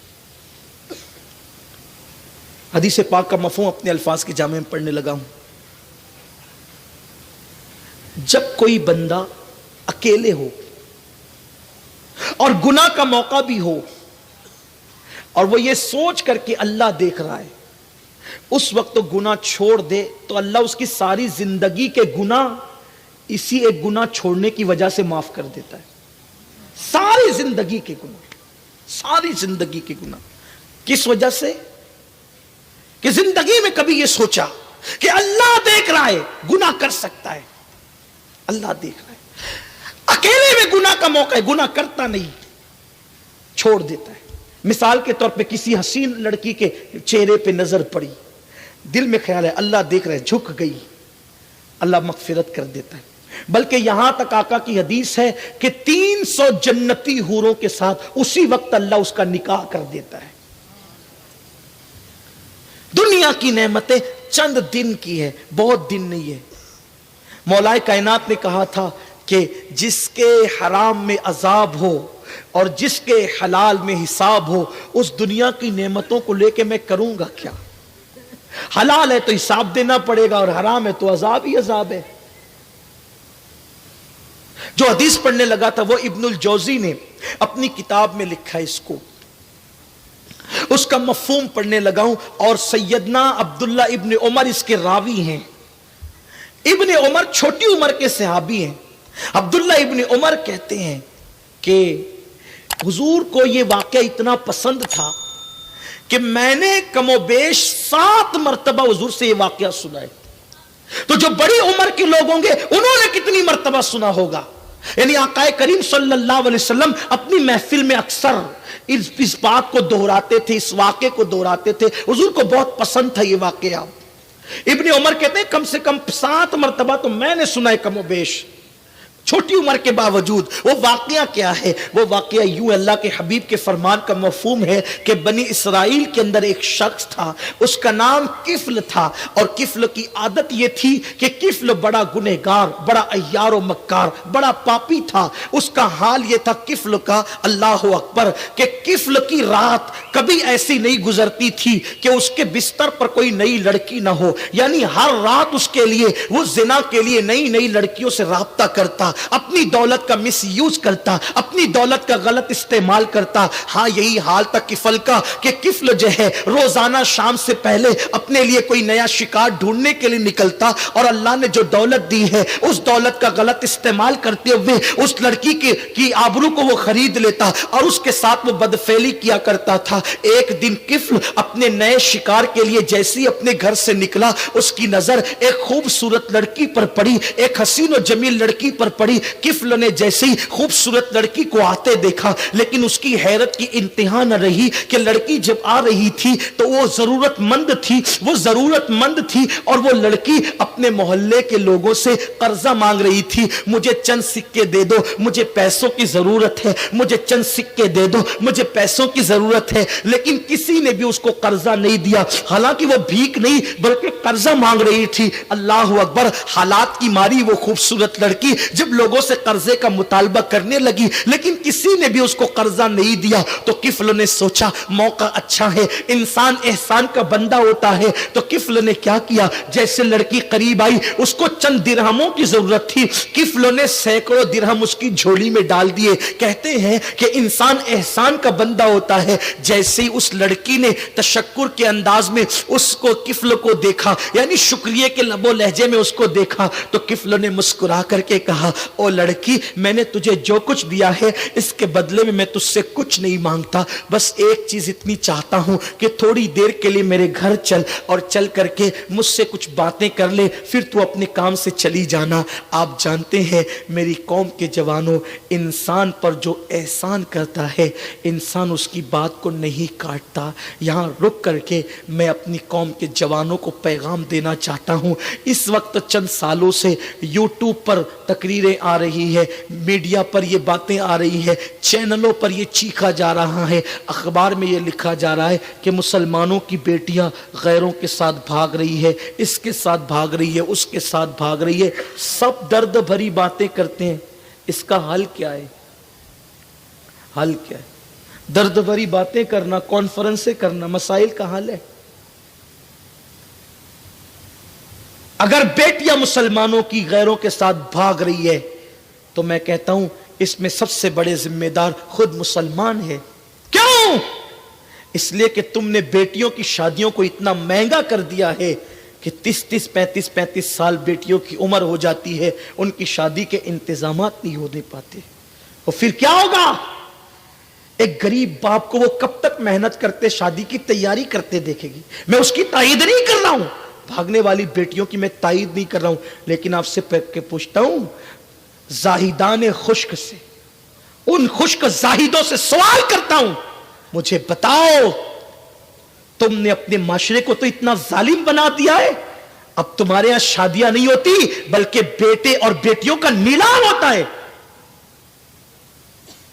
حاجی صاحب بھی مانگ رہے ہیں کہ تیرے ہونے والے داماد کو یعنی میرے بیٹے کو یہ بائک دینی ہوگی, یہ کار دینی ہوگی, اتنے لاکھ دینے ہوں گے. بیٹے کو اس لیے پیدا کیا تھا کہ اس کے سسرال کی دہلیز میں تو بیچ دے گا. اسلام میں مانگنے کا تصور کیا ہے؟ شادیوں کے نام پہ یہ ہندوانہ رسومات, اس کو کون مٹائے گا, اس کو کون ختم کرے گا؟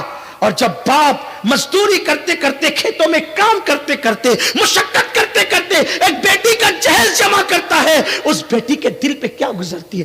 30 35 سال کی بیٹیاں جو بستروں پہ سسکیاں لے رہی ہیں, میدان محشر میں ان کی ایک ایک سسکی کا جواب پوری قوم کو دینا ہوگا. پورے معاشرے کو دقیانوسیت کی آگ میں تم نے جھونک دیا.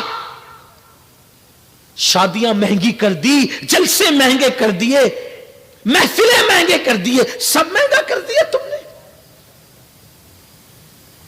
اللہ کا شکر ہے, میں آپ کی انتظامیوں کو سلام کرتا ہوں کہ یہاں پھولار کا انتظام نہیں ہے. 50 پھولار ایک ایک مقرر کو ہم پہناتے ہیں.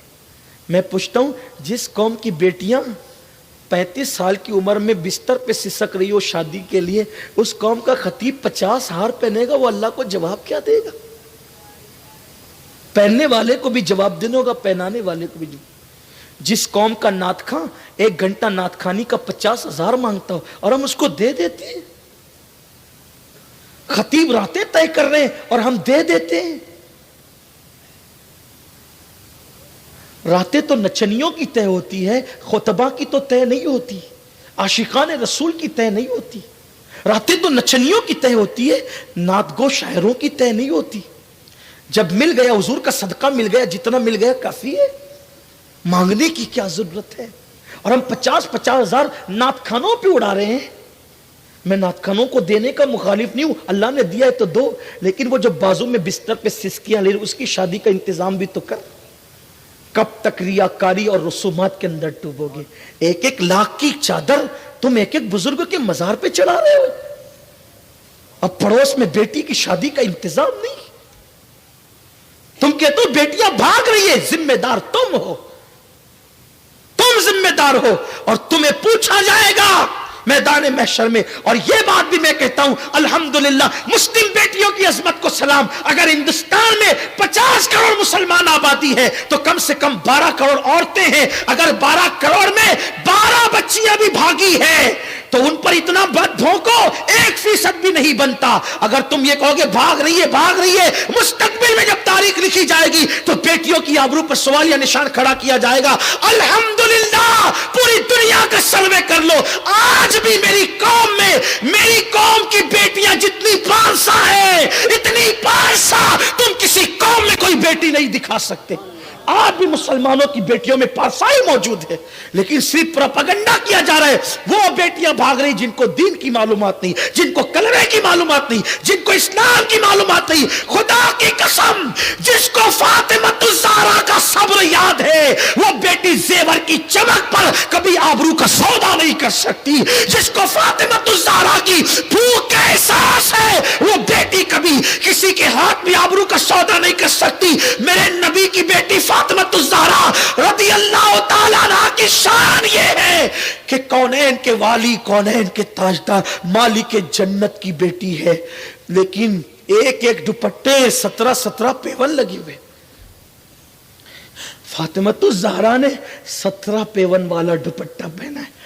میرے نبی چاہتے تو قیمتی سے قیمتی پہنا سکتے تھے, لیکن شاید 17 پیون والا دوپٹہ بیٹی کو اس لیے پہنایا تاکہ ہر بیٹی کی غربت پر میرے نبی تقوی اور سنت کا پردہ ڈال دیں۔ اگر میرے نبی قیمتی چادر بیٹی کو دیتے تو غریب کی بیٹی کا پیون والا دوپٹہ دیکھ کر لوگ مذاق اڑاتے، لیکن نبی نے پیون والا دوپٹہ بیٹی کو اس لیے پہنا دیا۔ اگر کوئی غریب کی بیٹی غربت کی وجہ سے پہنے گی پیون والا تو لوگ کہیں گے مذاق مت اڑانا، یہ نبی کی بیٹی کی سنت ہے، یہ نبی کی شہزادی کی سنت ہے۔ ہم نے سب مہنگا کر دیا۔ ہمارے ماہرہ کے شہزادوں نے، مشائخ نے اعلان کیا جلسوں کو سستا کرو، مدرسوں کو مضبوط کرو۔ مدارس ہماری جان ہے، جب تک مدارس آباد ہے اللہ کا دین آباد ہے۔ العلم حیات الاسلام و عماد الدین، دین مضبوط کر، فضول خرچی سے بچو۔ ایک بات یہ بھی کہوں آپ کو، ایک ایک جوان میرا انٹرنیٹ پر جتنا ریچارج کرتا ہے نا ہفتے میں یا مہینے میں، اس سے غریب فیملی کا گھر چل سکتا ہے، ایک غریب فیملی کا گھر چل سکتا ہے۔ جتنا تم گٹکا کھا کر کے تھوکتے ہو نا، اس میں غریب فیملی کا گھر چل سکتا ہے۔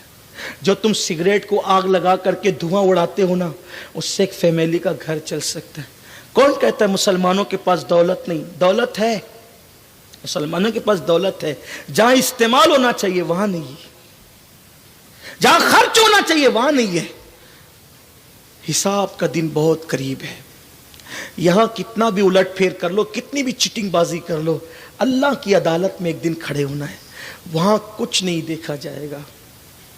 وہاں تو جبریل کی کیفیت قرآن یوں بیان کرتا ہے، یوم یقوم الروح والملائکہ صفا لا یتکلمون الا من اذن۔ جہاں جبریل تھر تھر کانپیں گے اسے میدان محشر کہتے ہیں۔ جہاں میرے نبی کے سوا اور نبی بولنے کی، اللہ اکبر، رب کی بارگاہ میں چاہے وہ حیا کریں گے، بولنے سے حیا کریں گے، ڈریں گے اللہ سے، وہ قیامت کا دن۔ قیامت کا دن وہ جس کے بارے میں قرآن کہتا ہے وَتُكَلِّمُنَا أَيْدِيهِمْ وَتَشْهَدُ أَرْجُلُهُمْ بِمَا كَانُوا يَكْسِبُونَ۔ تمہارے منہ پہ مہر لگا دی جائے گی۔ کس بلا کی میں سے ہے سرشار ہم، دن ڈھلا ہوتے نہیں ہوشیار ہم۔ کیا ہوگا؟ وہاں کسی کی چیٹنگ بازی نہیں چلے گی، وہاں سفید کپڑوں کا تقوی نہیں چلے گا، وہاں تو دل کا تقوی چلے گا۔ التقوی ہاں ہونا، حضور علیہ السلام نے فرمایا التقوی ہاں ہونا، تقوی یہاں ہے۔ بات دور نکل گئی تو میں یہ کہنے لگا تھا، خدا کے لیے کچھ جوان تو یہ عہد کریں کہ میں ہندوانہ رسومات اور مشرکانہ رسومات کو پیروں تلے کچل کر یہ اعلان کرتا ہوں کہ جب میری شادی ہوگی صرف بیوی آئے گی، کوئی جہیز نہیں آئے گا، کوئی مطالبہ نہیں ہوگا، کچھ مانگا نہیں جائے گا۔ نکلو اس سے، اس گندگی سے نکلو۔ اور ایک بات آپ سے کہوں، بندہ دے گا تو اپنی طاقت کے مطابق دے گا، اللہ دے گا تو اپنی شان کے مطابق دے گا۔ ارے کسی غریب کا دل خوش کر، صرف اس کے گھر سے اکیلی لڑکی لا تاکہ اس کے دل سے دعا نکلے۔ اللہ کی عزت کی قسم، مانگی ہوئی رقم کو زوال آ سکتا ہے، دعا سے ملی ہوئی دولت کو کبھی زوال نہیں آ سکتا۔ آؤ بازو سے کماؤ، ترقی کرو، کیوں اس دقیانوسیت میں پڑے ہوئے ہو؟ اور اللہ نے ہماری تقدیر میں جو لکھا ہے وہ ہمیں مل کر رہے گا۔ اس لیے اللہ کے لیے ان رسومات کا خاتمہ کرو۔ بیٹیوں کو بھاگنے سے بچانا ہے، شادیاں سستی کرو، جلدی کرو، آسان کرو۔ تو کہنے لگا تھا کہ کفل نے اس لڑکی کے دامن میں جب پیسے ڈالے تو اس لڑکی سے کہا کہ میرے ساتھ چلو، میرے گھر چل کر کچھ باتیں کرو۔ وہ لڑکی بہت احسان تلے دب چکی تھی، اس نے کہا ٹھیک ہے۔ جیسے کفل اپنے گھر کے اندر گیا، گھر کے اندر داخل ہوا، اس نے ساری کھڑکیاں بند کر دی، دروازے بند کر دیے، سب بند کر دیا اس نے۔ اور اس کے بعد اس لڑکی کے ساتھ بیٹھ گیا اور بیٹھ کر کے اس کی طرف کھسکنے لگا اور کھسک کر کے باتیں کرنے لگا۔ جیسے اس نے اس لڑکی پہ کی آبرو پہ ہاتھ ڈالنا چاہا، لڑکی اٹھ کر کھڑی ہو گئی۔ کچھ کہہ تو سکتی نہیں تھی کیونکہ پیسوں کے ہاں تو مجبور تھی، احسان کے ہاں تو مجبور تھی۔ لڑکی کھڑی ہو گئی اور کپ کپی تاری ہو گئی، تھر تھر کانپنے لگا اس کا جسم۔ کفل نے کہا اے لڑکی، محلے کے کسی انسان نے تیری مدد نہیں کی، تو کس سے ڈر رہی ہے؟ کون آئے گا؟ اور اگر کوئی آ بھی سکتا تھا، میں نے تو ساری کھڑکیاں بند کر دی، دروازے بند کر دیے، تو کس سے ڈر رہی ہے؟ تو کس سے خوف کر رہی ہے؟ لڑکی نے جواب دیا کفل، مجھے پتا ہے تیری راتیں کیسی ہے، تیرے دن کیسے مجھے معلوم ہے. آج سے پہلے بار بار تو نے زنا کیا ہے اور ہزاروں لڑکیوں کی عصمت کو تو نے تار تار کیا ہے، لیکن کفل میں غریب ہوں، لیکن آج تک الحمدللہ میرے دامن پر کبھی زنا جیسے گناہ کا دھبا نہیں پڑا ہے.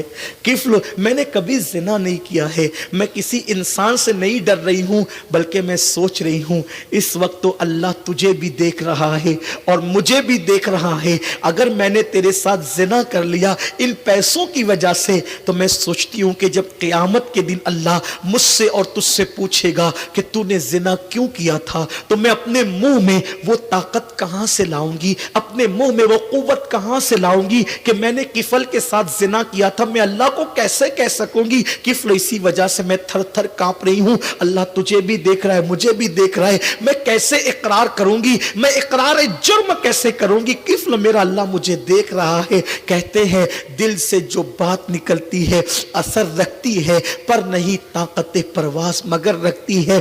اس لڑکی کے دل سے بات نکلی اور دل کے اندر اتر گئی. کفل نے کہا اے لڑکی، اگر اللہ دیکھ رہا ہے تجھے اور مجھے تو سن یہ پیسے تیرے ہیں، پیسے لے کر کے چلی جا. اور سن، جب اللہ دیکھ ہی رہا ہے تو پھر میں تیرے ساتھ زنا نہیں کرتا اور کسی کے ساتھ کیا کروں کہ جب اللہ دیکھ رہا ہے. کہتے ہیں روایت میں آتا ہے، ابن الجوزی نے لکھا ہے، جیسے ہی وہ لڑکی گھر سے باہر نکلی، جیسے ہی وہ لڑکی گھر سے باہر نکلی، موت کا فرشتہ گھر کے اندر آ گیا اور اس نے کفل کی روح نکال لی. اللہ اکبر. یعنی ذرا سوچو تو صحیح میرے بھائیوں کہ اگر وہ لڑکی کو وہ نہیں چھوڑتا اور لڑکی کے ساتھ زنا کرتا تو کس حالت میں اس کو موت آتی، اس کا انجام کیا ہوتا. میرے بھائیوں میں تمہاری منت کرتا ہوں، تمہارے ہاتھ جوڑتا ہوں، کاروں میں بیٹھ کر جو سفر کر کے گانے سنتے ہو نا، ہاتھوں میں موبائل لے کر جو راتوں میں بستر پہ لیٹ کر زنا کے مناظر دیکھتے ہو نا، میرے بھائیوں آمنہ کے لال کے صدقے اللہ نے تمہیں ایمان کی دولت دی ہے، بہت بڑی نعمت ہے. اس کو سنبھال کر لے جاؤ، اس کو اپنی قبر میں لے جاؤ. اللہ اکبر. کیا سوچ کر کے بستر پہ لیٹ کے زنا کے مناظر دیکھتے ہو؟ جس وقت تم بستر پہ لیٹ کے زنا کا منظر دیکھ رہے ہو اسی وقت تو فرشتے نے تمہاری روح نکال لی، تو اللہ کو منہ کیا دکھاؤ گے؟ کاروں میں بیٹھ کر کے گانے سنتے سنتے جو جا رہے ہو، اللہ نہ کرے ایکسیڈنٹ ہو گیا اسی حالت میں مر جاؤ گے تو اللہ کو منہ کیا دکھاؤ گے؟ کیوں رشوت کے پیسے اپنے حلق میں اتار کر حرام پیٹ میں ڈال رہے ہو؟ اسی حالت میں موت آ گئی، اللہ کو منہ کیا دکھاؤ گے؟ کسی لڑکی کو پارک میں لے کر بیٹھے ہو، اسی حالت میں موت آ گئی تو اللہ کو منہ کیا دکھاؤ گے؟ میرے آقا کریم فرماتے ہیں، غیب دا نبی فرماتے ہیں صلی اللہ علیہ وآلہ وسلم، جو جس حالت میں مرے گا قیامت کے دن اسی حالت میں اٹھایا جائے گا.